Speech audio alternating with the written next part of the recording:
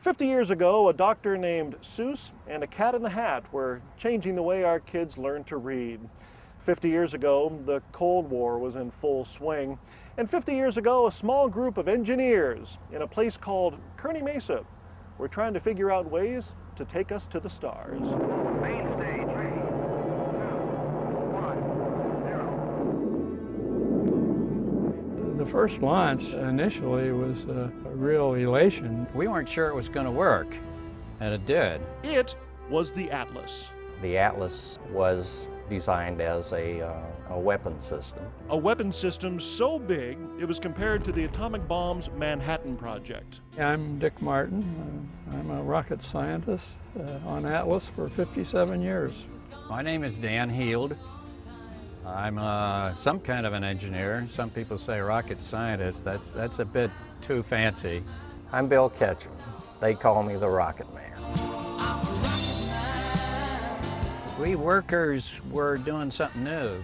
Whatever training we had in college didn't really apply. The first test launch of the Atlas was in June of 1957, so we're really celebrating the 50th anniversary of that launch. Most of the dynamics engineers around me were all working on airplanes. Several of them said, "Oh, you ought to get off this program. It's just a Buck Rogers comic strip fantasy."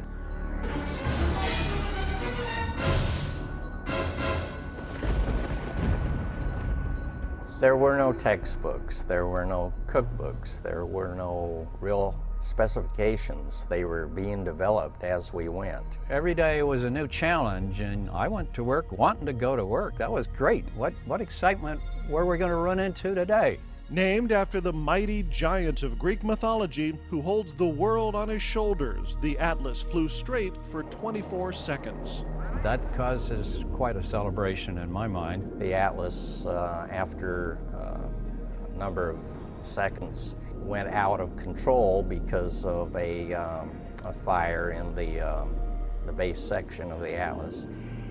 And it went through all sorts of flight contortions, and the tank never broke up.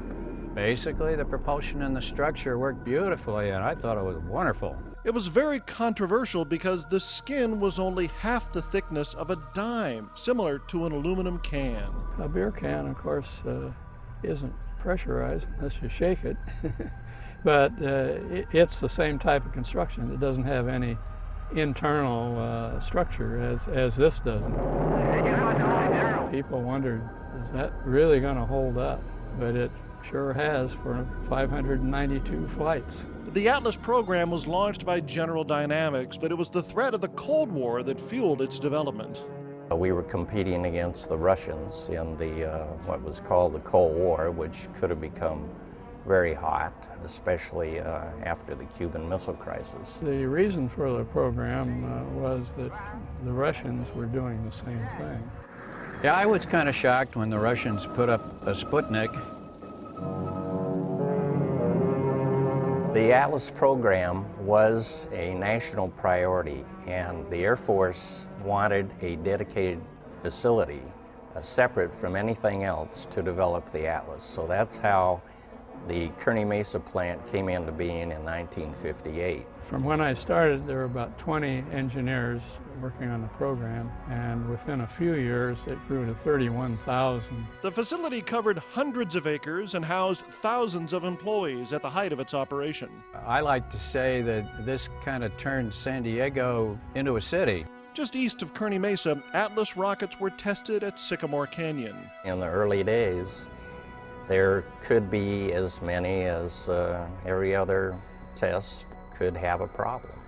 But that quickly developed into a success. But it wasn't easy. There were many obstacles to overcome. One problem was being so close to the ocean. An Atlas engineer was tasked to write a specification for a material to displace water from the surface of our skins. If the moisture from the salt air in San Diego or the launch site in Florida got into the welds, it would create corrosion, which would be catastrophic.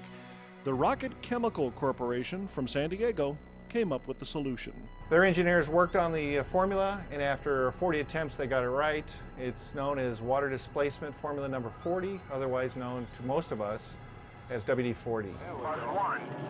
Finally, on December 17, 1957, they were able to celebrate the first completely successful launch. Go, honey, keep going, baby. 1 year later, a mission was launched to surprise the world. It would be the first time there was communication between Earth and outer space. This is the President of the United States speaking.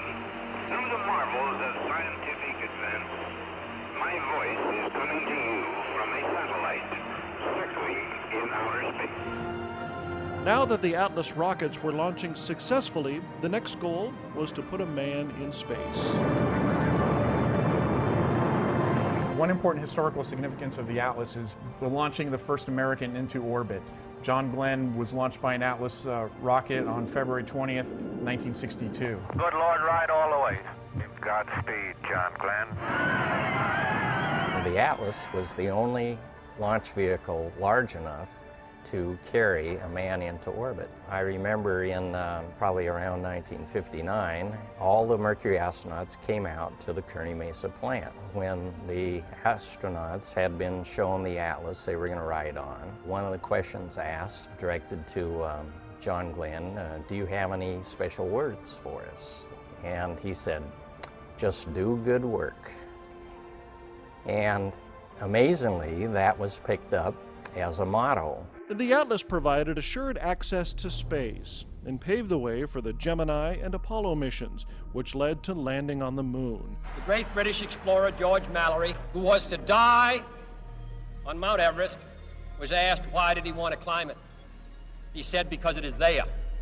Well, space is there, and we're going to climb it. Well, the Atlas is the beginning of, and maybe the first step in, more planetary exploration and more technical knowledge of the universe, as well as commercial enterprises. I find it remarkable that the Atlas program was started out as a weapons program pointed at the Russians, and today the Atlas flies with a Russian engine. I really have to say that I was born at the right time and at the right place in history. It was a wonderful work lifetime. It was a learning experience with a wonderful group of people. If I were to say something to the founders of the Atlas program, I would say, great job, guys. You created something that has stood the test of time, and thanks for giving me a great opportunity to work in the space industry. It's very seldom that you can say that your life's work is exactly what you would have wanted to do. Most of us are thinking about another 50 years, but maybe that's a bit optimistic.